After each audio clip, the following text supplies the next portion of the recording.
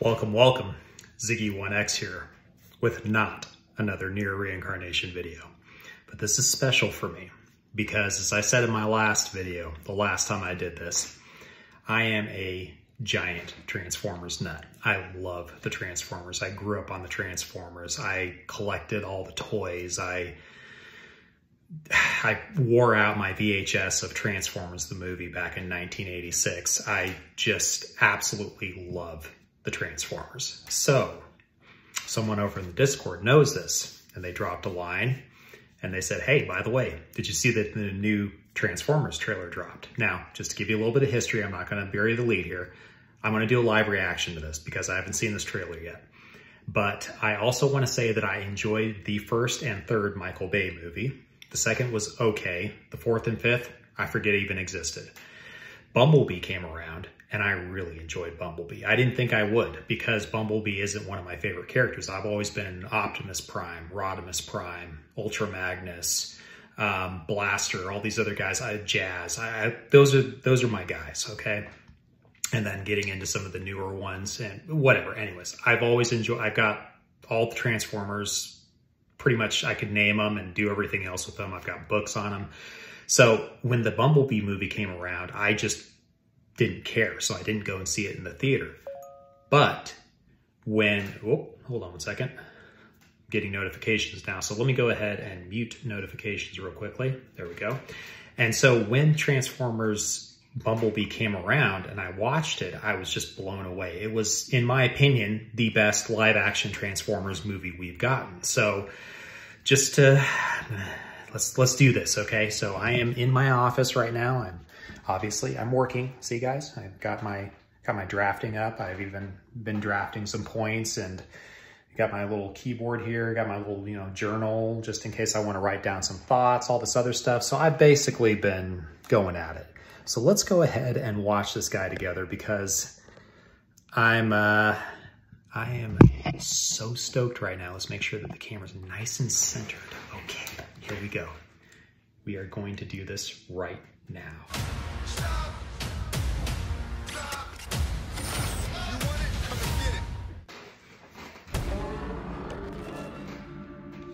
For centuries, our kind has stayed hidden on Earth. But darkness has found us again. Prime. This is about the fate of all living things. Unicron is coming.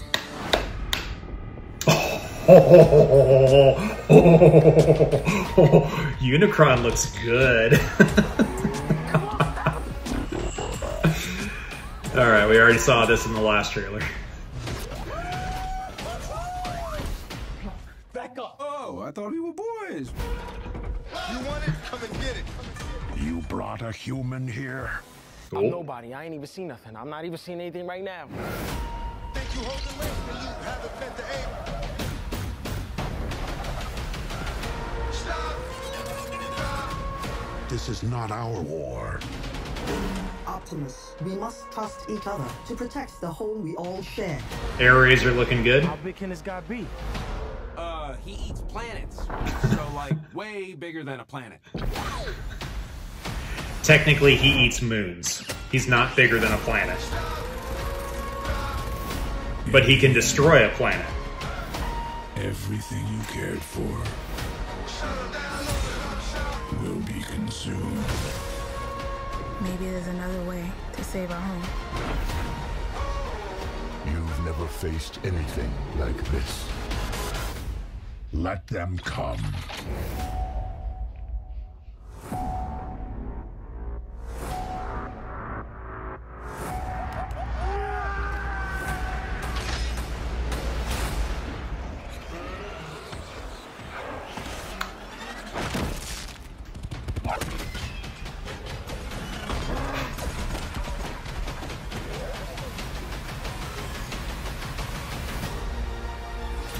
Okay.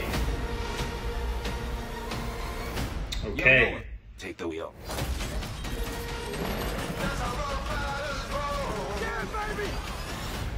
Okay. Okay. Okay, I like this. They're starting off big.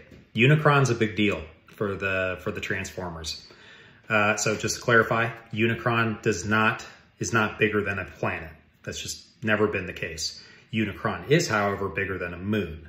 And he eats moons, as evidenced in the 1986 Transformers movies. But when he finally gets on Cybertron, he is just destroying the joint. Cybertron is the Transformers' homeworld.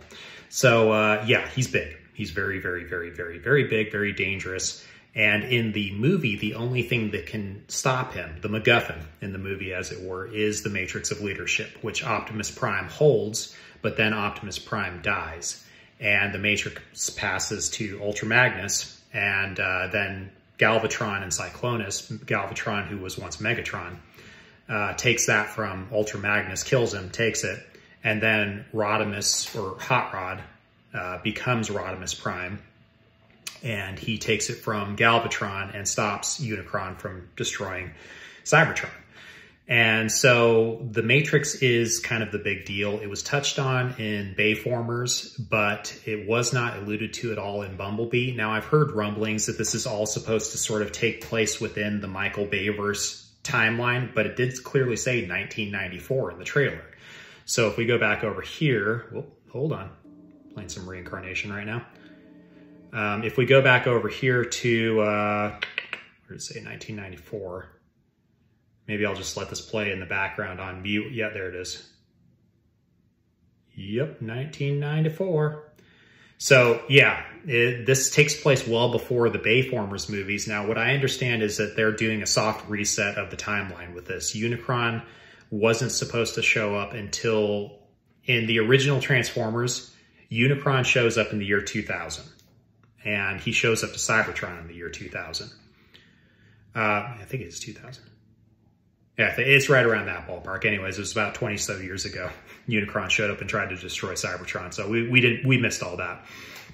So yeah, they're doing a soft reboot with this. From what I understand, they are going to be taking this in a new direction. I'm going to say one thing, and I saw some artwork for this online. The Transformers themselves, aside from the Terracons, I think it's the Terracons.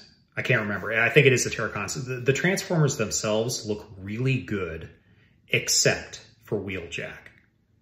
What the heck did these guys do to my boy Wheeljack? He looked so good in the Bumblebee movie, and now he's this nerdy-looking thing with glasses. Like, what the heck does a Transformer need glasses for? Come on, guys. I mean, this is stupid.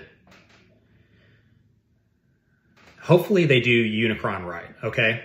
I mean, I am just hoping they do Unicron right, because Unicron is a big freaking deal. Maybe I'll put in some artwork here right now just to show Unicron what he looks like in the original Transformers Continuum, the OG animated and everything else.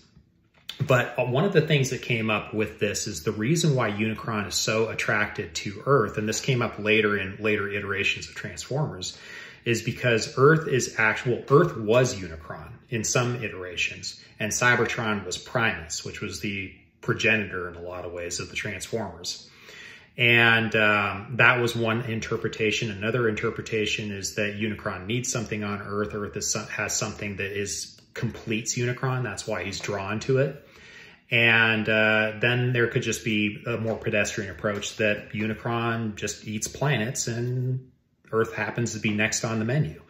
So there's a lot of ways we can do this. And as far as things go with the visuals look great, I think. I think the visuals are spot on. I have seen so many movies lately that have come out that are supposed to be high budget movies that just don't look that good. I saw that with Thor: Love and Thunder. I thought it looked terrible, honestly. The visual effects looked like garbage. There was a lot of other issues with that movie and things like that. But I've seen that a lot with the Disney and the Marvel movies that have recently come out. They just don't look good. And then you see that and you take and compare it to a movie like Dune. And Dune is beautiful. And you see that with some of these other movies that have come out. What is another one? Another one that looked really corny, but I really enjoyed it, was the new Dungeons and Dragons movie. I've also grown up playing Dungeons and Dragons, and that was just a wonderful time for me. I brought a friend who we used to nerd out together, and we watched it together. The same one I did the Tortilla Challenge with. We watched 3 movies that weekend. We watched John Wick 4, we watched Super Mario Brothers, and we watched Dungeons and Dragons. So it was just a nerd out kind of weekend.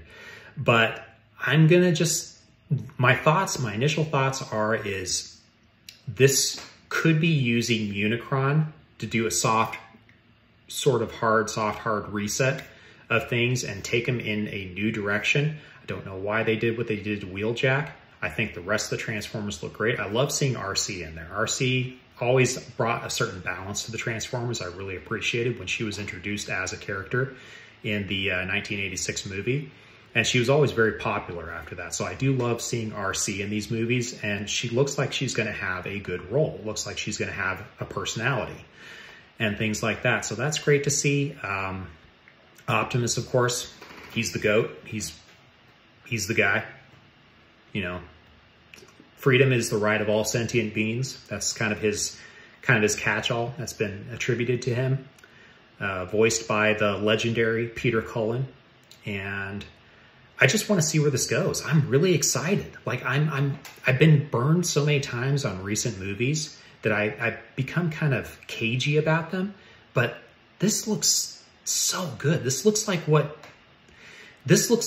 we Transformers fans just want to see. We want to see robots beating stuff up. We want to see our favorites in there. Them introducing Unicron right off the bat is a big, bold move. If they somehow kill off Unicron in this movie, I think that that's going to be a mistake. I think they need to leave room for Unicron to be a looming threat. And if they are going to have Unicron in this and not Megatron, then Unicron needs to stick around, because Unicron is who turns Megatron, when Megatron is on death's door, into Galvatron. He creates Galvatron out of basically Megatron's leftovers, because Prime and Megatron kill each other. And so guys, you've got so much amazing, decades worth of amazing material to go off of. There are so many amazing Transformers stories, comics, shows. There's so many. The amount of material to pull from to make a good Transformers movie is staggering. It's akin to a comic book movie. There's so many decades worth of source material and so many stories kind of told over and over again of the same characters in the same period, because that's kind of what they do. Is they've got their characters, they go to a kind of the end of a story, and then they start over, and then they go to the end of a story and they start over. So there's all these great unique stories that have taken a slightly different approach to things over the years. And I'm stoked. June 9th. Guess where I'm going to be on June 9th, guys. So without any further ado, peace out, y'all. Have a good one. I'll see you next time. Bye.